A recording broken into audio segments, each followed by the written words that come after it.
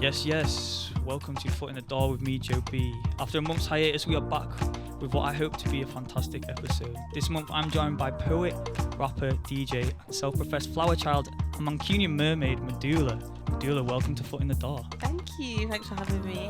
Thank you so much for coming. How are you feeling today? You good? I'm good. The sun is shining. Very vibrant outside. So yeah, I'm in my element. Good. I'm glad. You just come over from Manchester. Kindly agreed to come over. We did have something else planned. We did have something else cooking, but it didn't come through. So I really do appreciate you coming. No worries. Hopefully we'll make it work in the future. Yeah, for sure. So for people, I know I've just introduced you kind of in that quick summary, but there's more to a couple of sentences to you. Like, could you tell the listeners, tell people who might not have heard of you, who you are and what you do? Yeah, for those that don't know me, my name is Meduulla.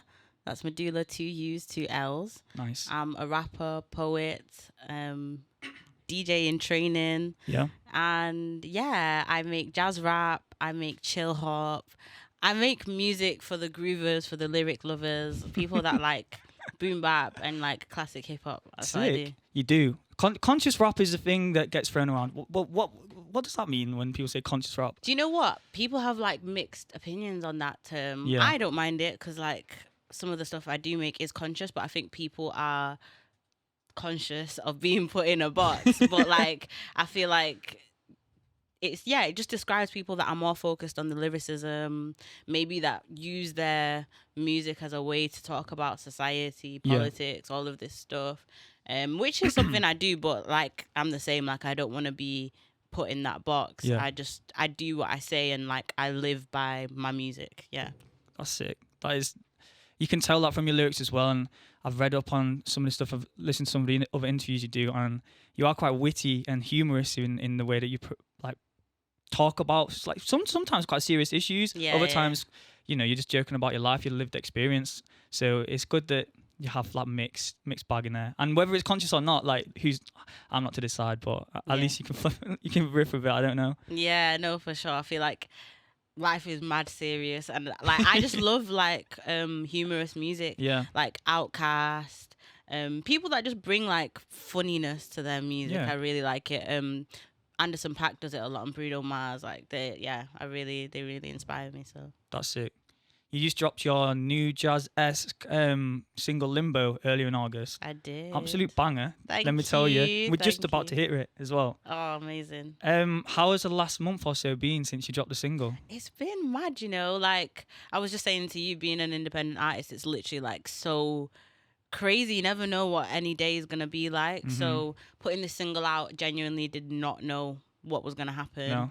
But me and my friends, literally, like, my friends are not even in music, but I was like, yo, I need some content to help put this song out. And they were like, right, cool. We sat down for literally 2 hours to make like a 30-second TikTok. Jesus. And it literally, people were loving it. Like, they literally loved it. They were like, wow, this track is hard. Like, whatever. Like, comparing me to people that I genuinely feel like influenced me, like No Name, Lil Sims, all these people. And I'm like, yeah, people are getting the message. So I feel like this is the first track that I've dropped where I've literally found my tribe, like online. Do you know what I mean? Like people that mess with the music that I put out, and yeah, we found each other basically. That's really good to hear. I mean, the TikTok hype, you sort of almost have to do that now in order to get your tune heard, which is, I say it's a shame, but it's just another way of promoting your music. Like, it's a new way of promoting it. So if anything, it's a positive. You're reaching millions of people potentially through, like, as I say, 30-second video. Nah, legit. Like, I've never even been to like Australia and that, and I've got they people know you. Yeah. commenting like, "Yo, love from Australia." I'm like, what? That's crazy. Would you have ever used TikTok before to create content, or is it just because you're an artist?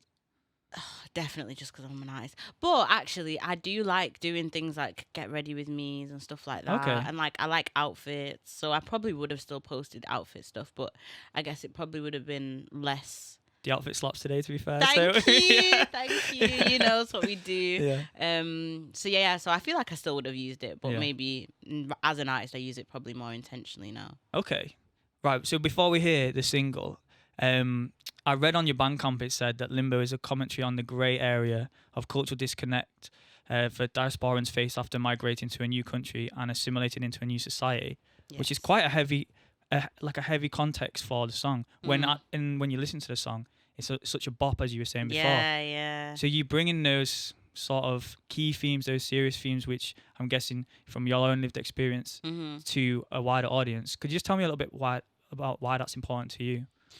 I think sometimes you can hear, like I was saying before, like life is serious, and sometimes I feel like you can hear a message, but if it's delivered in the wrong way, you might not hear it. Do you know what I mean? Yeah, for sure. So with my music, I love things that are like kind of not so on the nose and that consider different elements of life. So I feel like Limbo is me like, yeah, cool, like, you know, I don't really know where home is, but at the same time, I'm now in this cool groove, which is Limbo. And that's what the song's kind of reflecting. Like, okay, this is the situation, but, you know, how are we going to move through it and vibe? Sick. Well, let's vibe.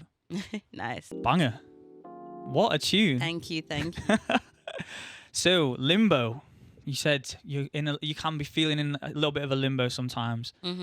And this is a tenuous link that I'm going to do here, but when you're speaking about the themes in the song Limbo, and then you're talking about, well, your artist name's Meduulla, and then you're releasing an EP called Oblongata, which are scientific names for parts of the brain, aren't they? That connect to your spine. Is that correct?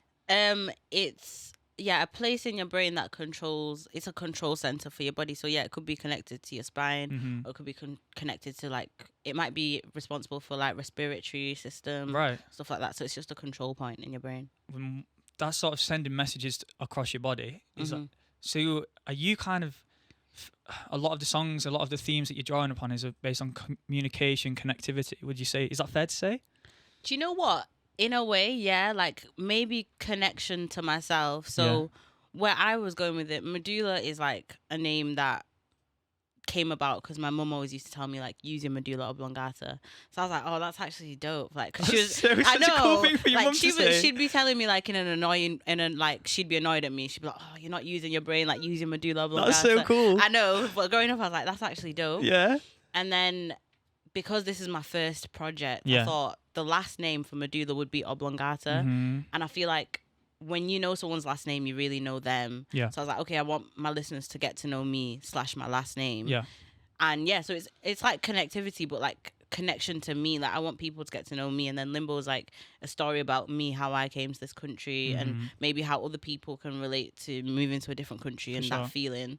So yeah, it's just literally a deep dive into my brain, basically. That's so cool. Yeah. I like that connectivity to you. Yeah. Because I was looking at it externally, but I think that's more poignant. Definitely. Yeah. But when it relates on an external level, it's even better. Yeah, for sure. And I guess that's what you want, isn't it? Yeah, exactly. So we're talking about releasing the single, and then obviously the EP's upcoming. We've not got a date set. Yeah. Can you tell me a little bit about that process? Like as an independent artist, how are you navigating that sort of? Yeah. Do you know every day is a learning. Like, this is the first project I've put out, and I've put out singles before.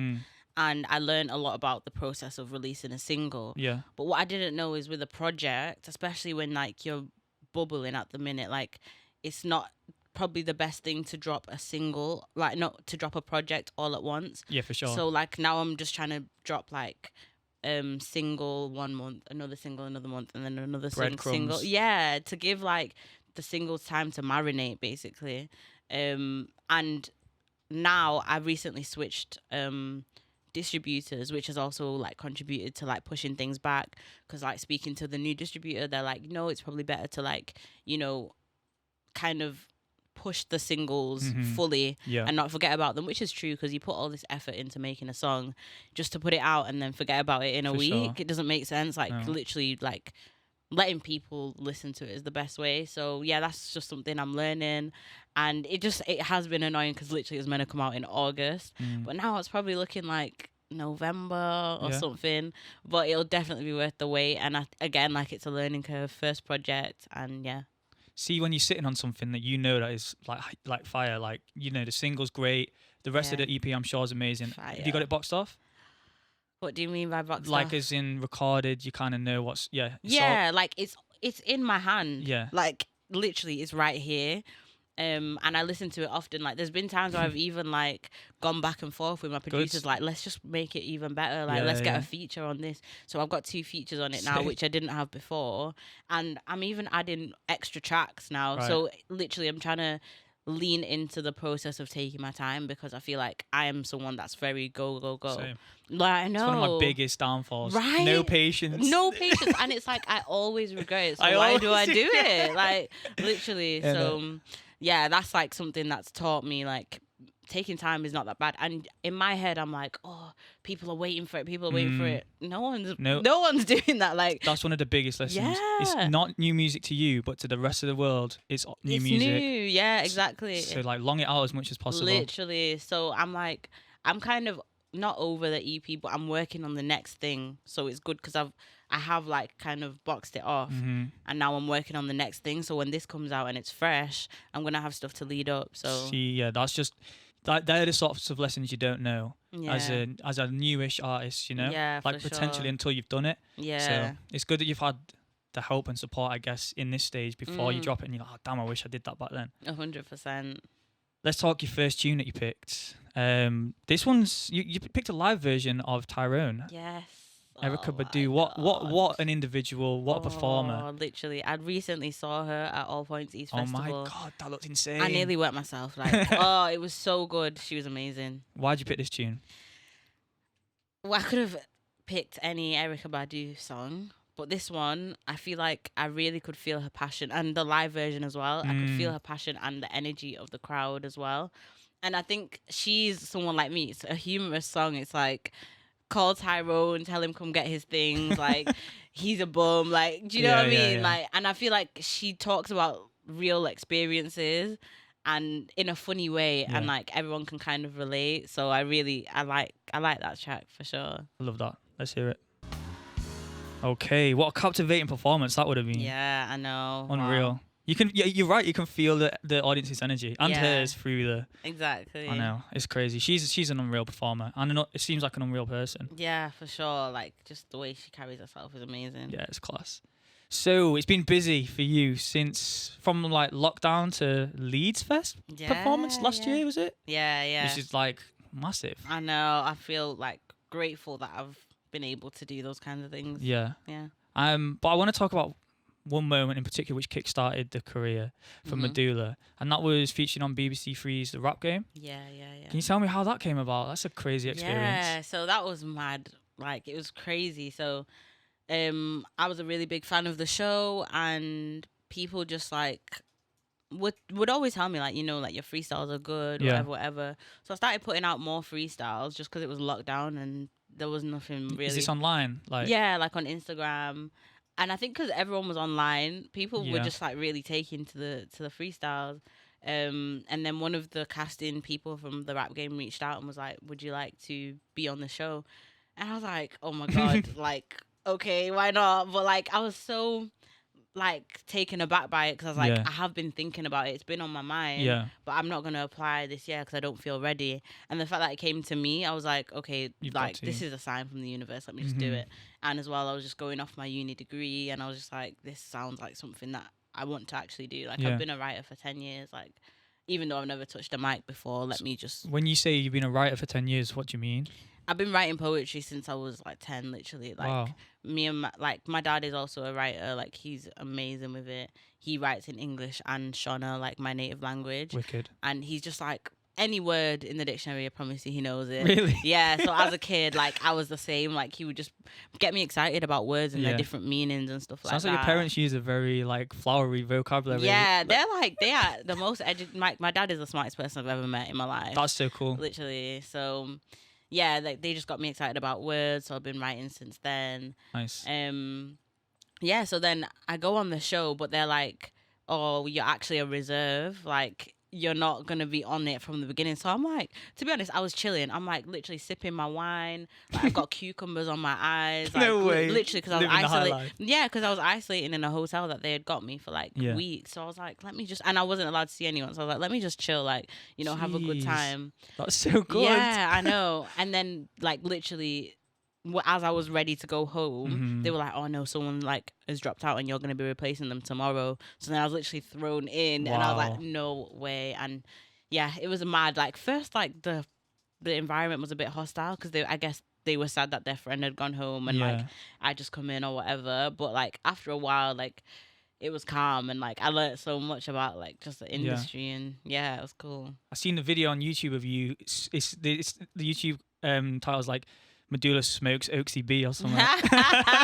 Yeah, oh bless him. I've not spoken to him in so You long. went in though. You were powering everyone off. Nah, do you know what? I had to Yeah, come back with a bang, and I think that really showed like my lyricism, because it was like jokey. I think everyone else went for like really hard hitting things, which I'm not that guy. Like I'm not that type of person that, even though I'm in like hip hop, I'm in rap. If I was gonna do a rap battle, it's gonna be things that are funny, like that are gonna make people laugh. Like, it's still gonna be probably hurtful to you, but it's gonna make people laugh. But I think other people took a different approach, like kind of saying really hurtful things, which I think can be a bit of a miss sometimes. I think it can. Yeah. Too deep, too hard. Yeah, too deep. Like, and if there's no like flair with it, do you know what I mean? If you're just saying horrible things, it's not rapping. Do you know what I mean? Just be mean. Yeah, exactly. So I think that really showed like my wittiness and stuff like that. Yeah, so. I think so too. It made me laugh as well. So that's the main thing. I'm glad. I'm glad.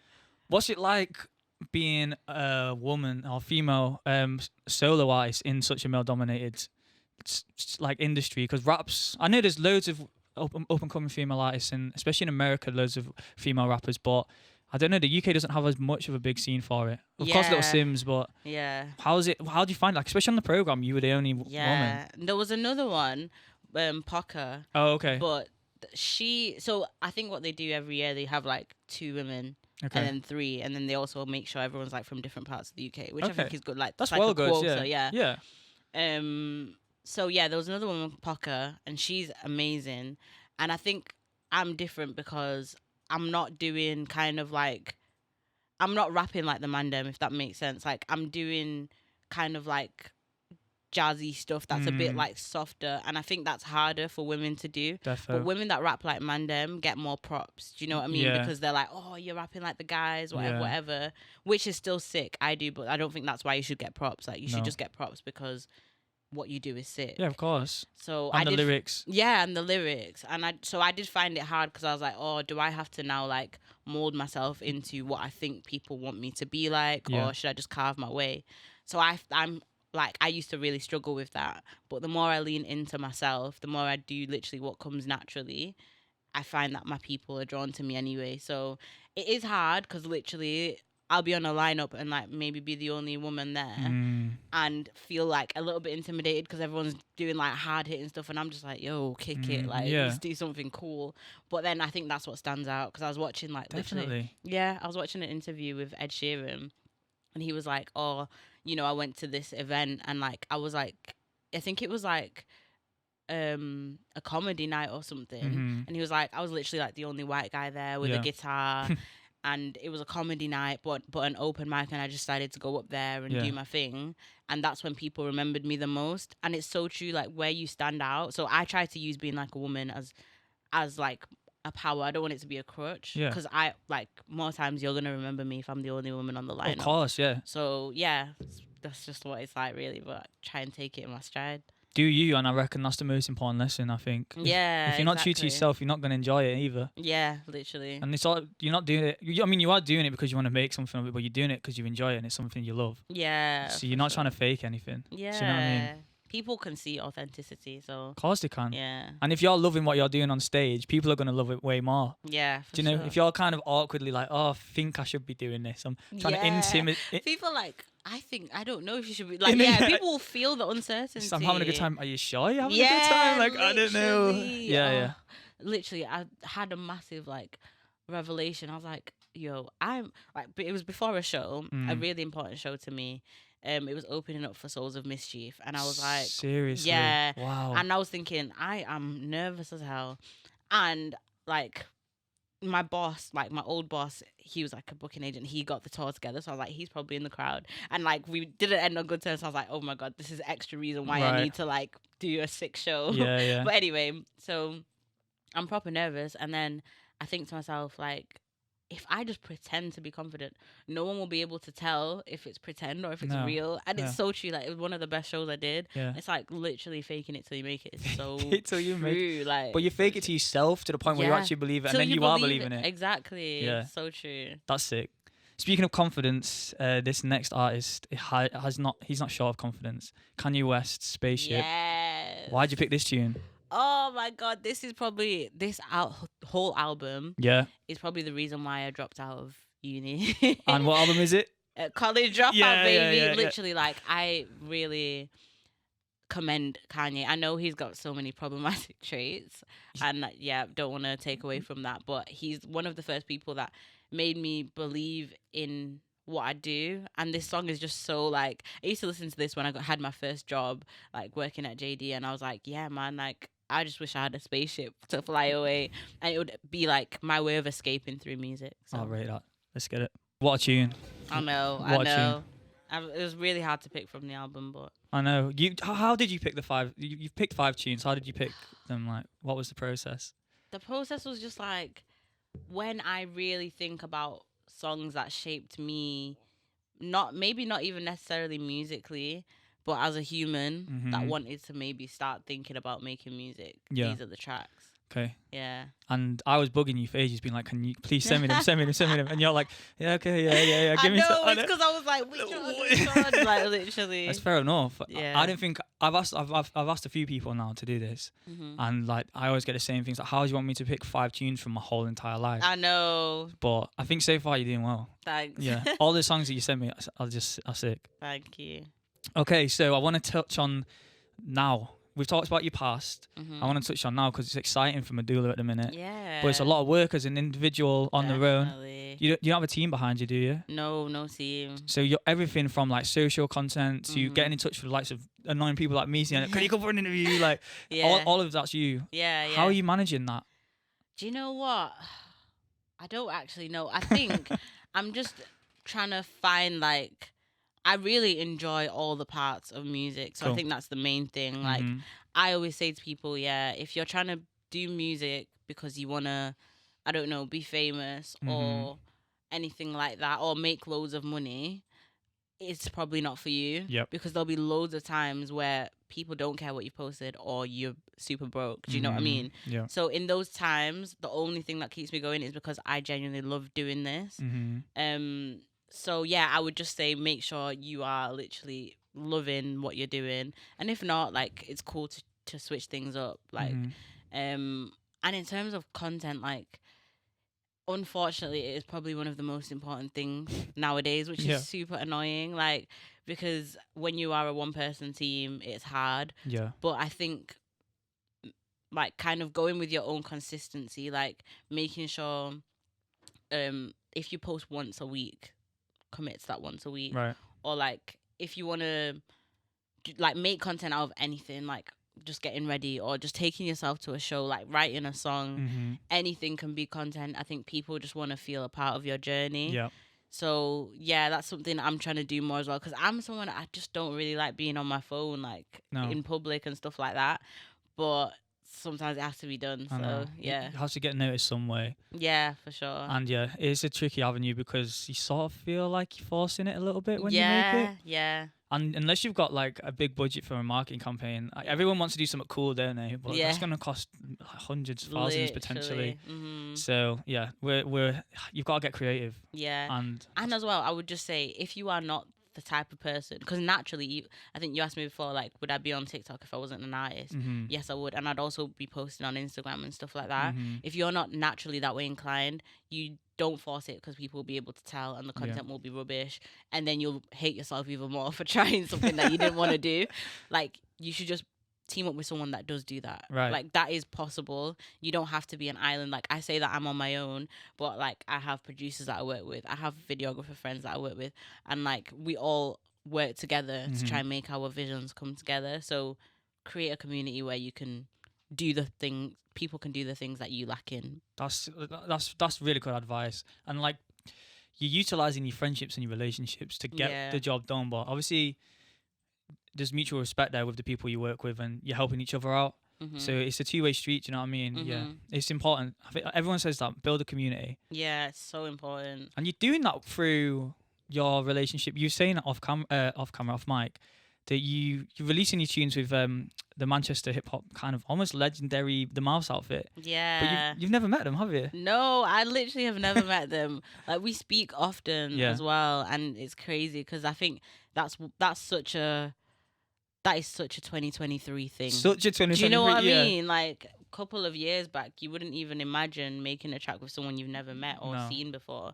So I think, yeah, there's loads of things that have changed in music, and whether you think it's good or bad, they're gonna happen. It's just change. Yeah. So I feel like you should lean into them. So the fact that I could work with someone that I've never even met before is such a powerful thing. Yeah. Because we've been able to make this magic. Yeah, it's crazy. Yeah, and yeah, so I'm sure we're gonna collaborate again in the future. People write albums on the other side of the world from each other. Do you know what I mean? So I mean, it's not unusual, but that's sick. That is sick. Right, next tune. Do you pick Chance the Rapper? Yeah. What a banger this is. Such a banger. How come you picked this? Cocoa Butter Kisses. Yes. Yeah. I picked it because that whole album or EP, whatever it was, Acid Rap. Yeah. Again, was just a moment in time. It felt like I found in a time where, because by the way, I could have picked loads of artists like from old school artists that I've listened to and I really respect. But when I talk about music that influenced me when I was growing up, this was the song that I found that felt like, oh, throughout all the noise, there's still people that really care about being unique or don't care about, I don't know, sounding like anyone else. Yeah. And it was just very bold of him. Yeah, he definitely does that 100%. And it came out, we're similar age, right? Yeah. It came out like early high school for us. Yeah, yeah. And like I remember listening to this album like on repeat in my mate's we used to chill in my mate's shed. Yeah. And just kind of doing what you do at that age. Yeah, and yeah, just literally. you know what I'm saying, and Yeah.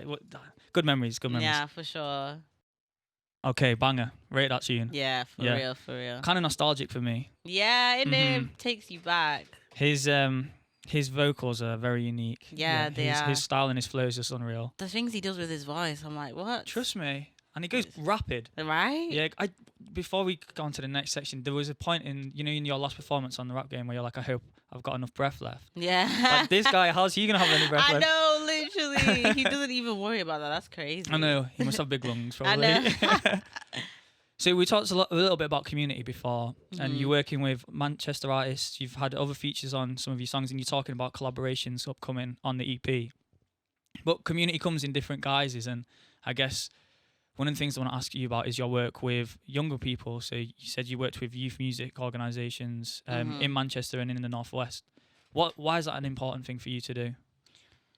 I feel like it's important for me as an artist that is still very much finding her feet. Yeah. Like, it's important for me to give all the knowledge that I have, because music is like one of those things where there isn't like a manual on how to do things.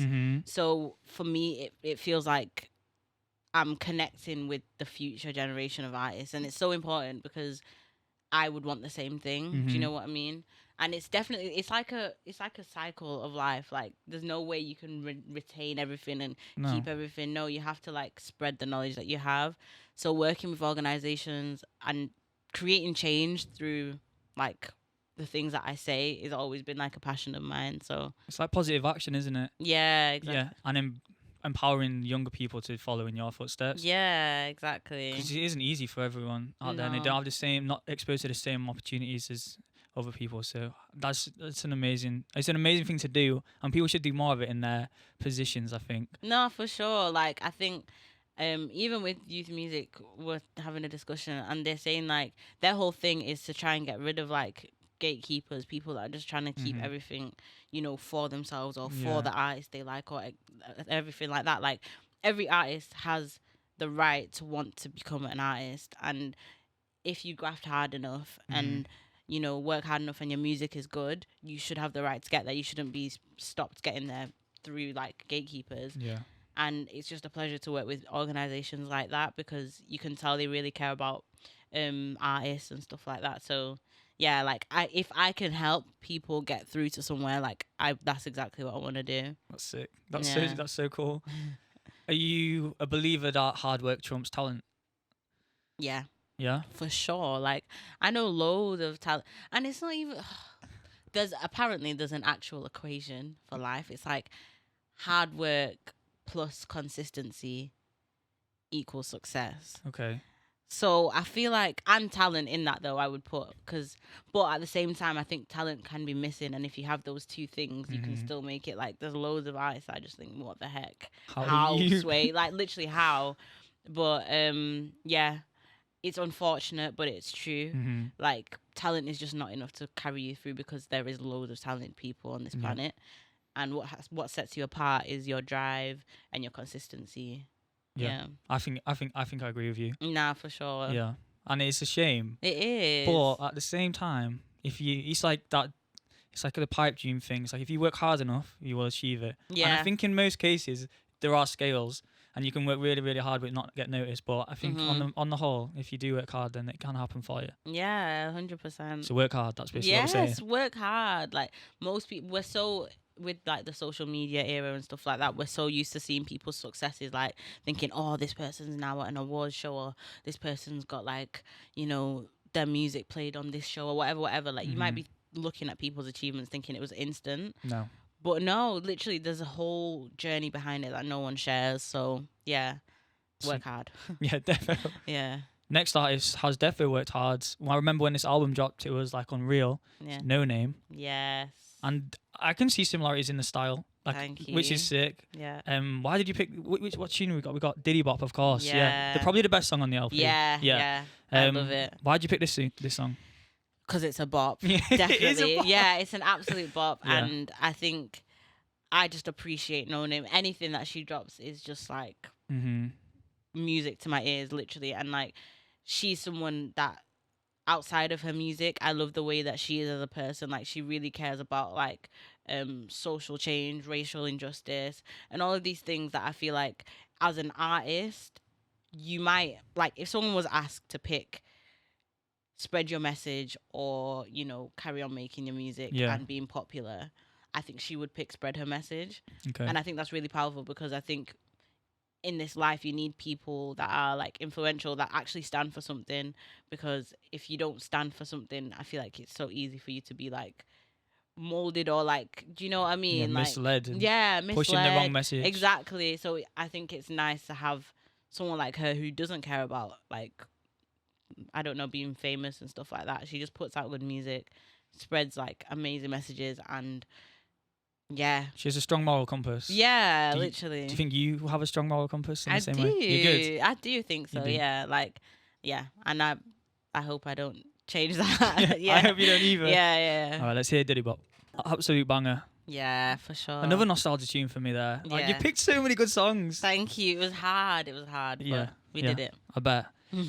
Right, we're wrapping things up now, Meduulla, and I thank you so much for coming on the show. You've been a fantastic guest. Thanks for having me. Honestly, I've enjoyed it. I'm glad you've enjoyed it, and I'm finally get to meet as well, because we've been in contact since like before summer. Yeah. Much. But yeah, it's great to have you on the studio. I want to ask you another final question. At the start of Life's Like a Box of Chocolates, which is one of the first singles you release. You tell us that if you ever asked what superpower you'd like, you'd say teleportation. Yeah. So where would you, right now, if you could pick anywhere in the world to teleport to, where would you teleport to? Oh my gosh. It would be on a beach in South Africa. Okay. Yeah. Why? Yeah. Because I just think South Africa is beautiful. Yeah. I went there, like, I've got a lot of family that live there. Okay. And it feels like the parts where I was, like, I think we went to Cape Town. Oh, yeah. Sometimes it feels like London mixed in with, like, I don't know, like, how I imagine Accra in Ghana to be. So it's like London and Accra. Wow. Like that's how it feels. It's like a melting pot. Yeah. That's sick. That's a good place. Yeah. That's amazing. Is there anything else you'd like to share with us? What's coming up for Meduulla before we play the final song of the show? Yeah, so obviously, thank you for rocking with the kid if you know about me. If you don't get to know about me, Meduulla, 2 U's, 2 L's. And I've got another single dropping that's going to be on the EP called Vibe Nice. Nice. And it's definitely a vibe. It's a little summer bop. So it's got a really amazing producer on there, Abnormal Sleeps from Manchester as well. So make sure you're tapped in because it's going to be a vibe. I can't wait. Thanks so much. Thank you.